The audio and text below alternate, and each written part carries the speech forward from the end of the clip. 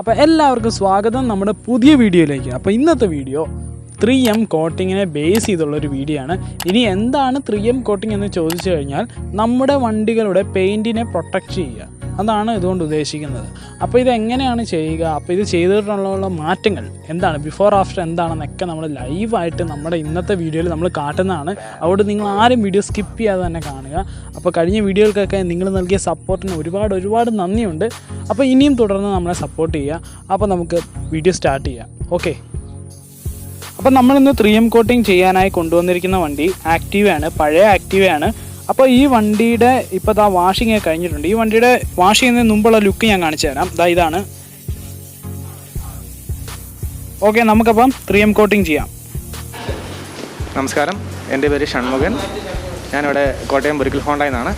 നമുക്കിപ്പോൾ ഈ വണ്ടിയിൽ 3M കോട്ടിങ് ചെയ്യാൻ വേണ്ടിയാണ്. 3M കോട്ടിങ് എന്ന് പറഞ്ഞാൽ 3M പെയിൻറ്റ് പ്രൊട്ടക്ഷൻ ട്രീറ്റ്മെൻ്റ് ആണ്. ഇതൊരു 3 ലെയർ പ്രോസസ്സാണ് വരുന്നത്. ആദ്യമേ വരുന്നത് കോമ്പൗണ്ടിങ് ആണ്. കോമ്പൗണ്ടിങ്ങിനകത്ത് ക്ലിയർ കട്ട് വരുന്നുണ്ട്. അതിന് അടുത്ത സ്റ്റെപ്പ് എന്ന് പറഞ്ഞാൽ പോളിഷിംഗ് ആണ്. പോളിഷിങ്ങിനകത്ത് നമ്മൾ 3Mൻ്റെ ഗ്ലേസ് ഉപയോഗിച്ച് പോളിഷ് ചെയ്യുന്നു. അതിന് ശേഷം നമ്മൾ സീലിംഗ് കൊടുക്കുകയാണ്. അതിന് 3Mൻ്റെ സിന്തറ്റിക് വാക്സ് ഉപയോഗിച്ച് സീലിംഗ് കൊടുക്കുന്നുണ്ട്. ആ രീതിയിലാണ് ഒരു 3M കോട്ടിങ് ചെയ്യുന്നത്. 3M കോട്ടിങ് ചെയ്ത് കഴിഞ്ഞാലുള്ള പ്രത്യേകത എന്ന് പറഞ്ഞാൽ പഴയ വണ്ടികൾക്കാണെങ്കിൽ നമുക്കൊരു മിറർ ഫിനിഷിലേക്ക് കൊണ്ടുവരാൻ സാധിക്കും. കൂടാതെ പുതിയ വണ്ടിക്ക് ചെയ്ത് കഴിഞ്ഞാൽ പെയിൻറ്റ് ഫെയ്ഡ് ആവുന്നത് നമുക്ക് തടയാൻ സാധിക്കും. അപ്പം നല്ലൊരു മിറർ ഫിനിഷിലേക്ക് വണ്ടിയെ കൊണ്ടുവരാൻ നമുക്ക് 3M കോട്ടിങ് കൊണ്ട് സാധിക്കുന്നതാണ്. നമുക്കിപ്പോൾ ഈ വണ്ടിയിൽ ആദ്യമേ കുറച്ച് റബ്ബിംഗ് ഉണ്ട്. റബ്ബിംഗ് ആദ്യമേ സ്റ്റാർട്ട് ചെയ്യാം.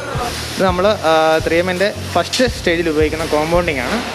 ഈ കോമ്പൗണ്ട് ഉപയോഗിച്ചാണ് നമ്മൾ ക്ലിയർ കട്ട് ചെയ്യുന്നത്. അതിനുശേഷം അടുത്ത സ്റ്റേജ് എന്ന് പറഞ്ഞാൽ ഇത് പോളിഷിംഗ് പാഡ് ഗ്ലേസ് ആണ്. ഇതാണ് നമ്മൾ പോളിഷ് ചെയ്യാൻ ഉപയോഗിക്കുന്ന 3Mൻ്റെ മെറ്റീരിയൽ. ഇതിന് ശേഷം നമ്മൾ ഇത് സീലൻറ്റിന് ഉപയോഗിക്കുന്നതാണ് സിന്തറ്റിക് വാക്സ് പ്രൊട്ടക്റ്റൻ്റ്. ഇത് ഉപയോഗിച്ച് നമ്മൾ സീൽ ചെയ്യും. പിന്നെ നമ്മുടെ ടയർ അതുപോലുള്ള ഫൈബർ പാർട്സുകളൊക്കെ ഫിനിഷിങ്ങിന് വേണ്ടി ഉപയോഗിക്കുന്നതാണ് ഈ മെറ്റീരിയലാണ് അത് ഉപയോഗിക്കുന്നത്. കൂടാതെ നമ്മൾ കട്ടിങ്ങിന് ഉപയോഗിക്കുന്ന പാഡ്, ഈ പാഡ് ഉപയോഗിച്ചാണ് കട്ടിങ്ങിന് ഉപയോഗിക്കുന്നത്. കൂടാതെ പോളിഷിങ്ങിന് ഉപയോഗിക്കുന്ന ഇതുപോലത്തെ കോമ്പാടാണ്. ഇത് ഉപയോഗിച്ചാണ് നമ്മൾ ഗ്ലേസ് അടിക്കുന്നത്. പിന്നെ മൈക്രോ ഫൈബർ ക്ലോത്ത് 3Mൻ്റെ ഉപയോഗിച്ചാണ് നമ്മൾ തുടയ്ക്കുന്നത്. വണ്ടി തുടച്ച് ഫിനിഷ് ചെയ്യുന്നത് ഇത് ഉപയോഗിച്ചിട്ടാണ്. കൂടാതെ നമ്മൾ ഇതെല്ലാം മിഷൻ വർക്കാണ്. ഇതാണ് നമ്മൾ ഉപയോഗിക്കുന്ന മിഷനാണ് ഇത്. ഇത്തരം കാര്യങ്ങളാണ് മെറ്റീരിയൽ സെഗ്മെൻറ്റിൽ വരുന്നത്.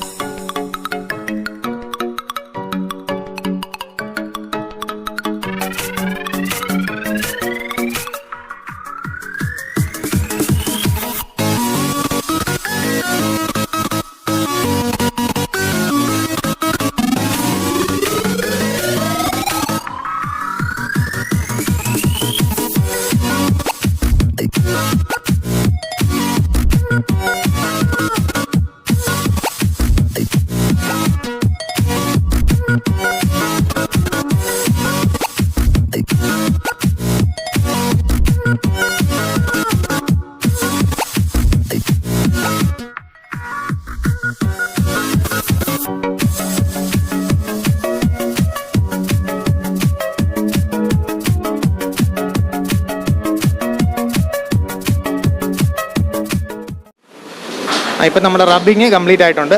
ഇനി നമ്മൾ കോമ്പൗണ്ടിങ് സ്റ്റാർട്ട് ചെയ്യുവാണ്. ക്ലിയർ കട്ടിലേക്ക് കിടക്കുകയാണ്.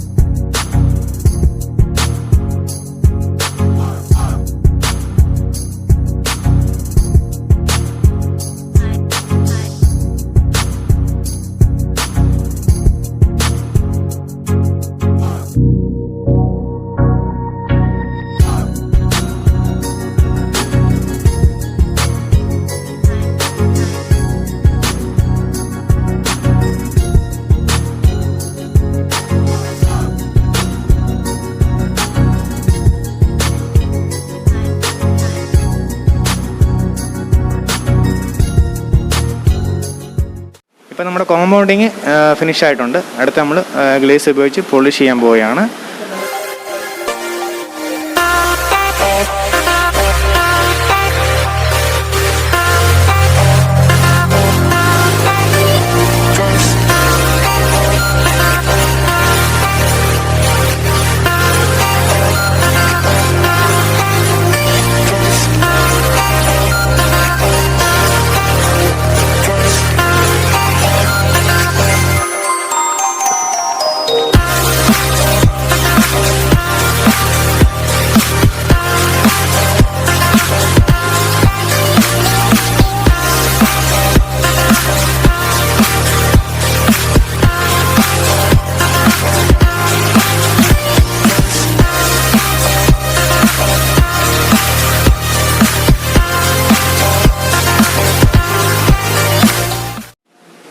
ഇപ്പോൾ നമ്മുടെ പോളിഷിങ് ഫിനിഷ് ആയിക്കാണ്.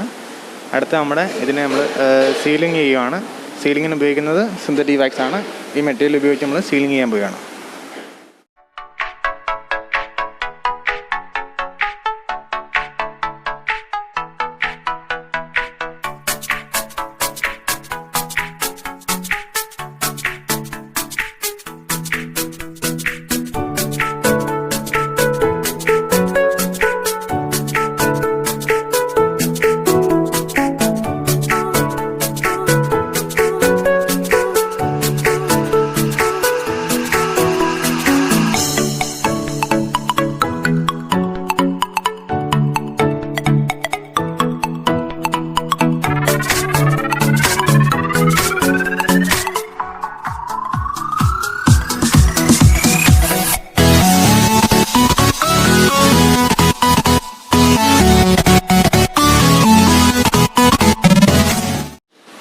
നമ്മുടെ ബോഡിയുടെ 3 ലെയർ കോട്ടിങ് കഴിഞ്ഞിട്ടുണ്ട്. ഇനി നമ്മുടെ ടയർ, അതുപോലുള്ള മിററിൻ്റെ ബാക്ക് സൈഡ്, അതുപോലുള്ള പ്ലാസ്റ്റിക് വിനയൽ ഐറ്റംസ് ഇനി പോളിഷ് ചെയ്യേണ്ടതുണ്ട്. അതിന് വേണ്ടി ഉപയോഗിക്കുന്ന മെറ്റീരിയൽ ഇതാണ്. നമുക്കിനി അത് ചെയ്യാം.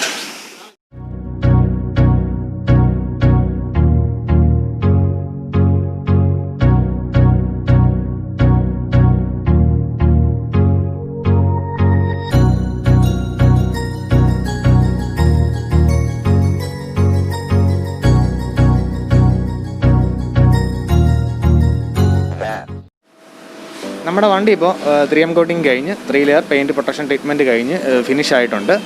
അപ്പം 3 ലെയർ പെയിൻറ്റ് പ്രൊട്ടക്ഷൻ ട്രീറ്റ്മെൻറ്റ് ചെയ്താൽ നമ്മുടെ വണ്ടിയിലുള്ള മൈന്യൂട്ട് സ്ക്രാച്ചസ് ഒക്കെ നമുക്ക് മാറ്റിയെടുക്കാൻ സാധിക്കും. പിന്നെ പെയിൻറ്റ് പോയിട്ടുള്ള ഡീപ്പായിട്ട് കട്ടുള്ള സ്ക്രാച്ചസ് ഒന്നും മാറി കിട്ടത്തില്ല. അത് നമ്മുടെ ഇവിടെ കാണിച്ചു തരാം. ഇതേ മോഡൽ സ്ക്രാച്ചസ് ഒന്നും പോകത്തില്ല.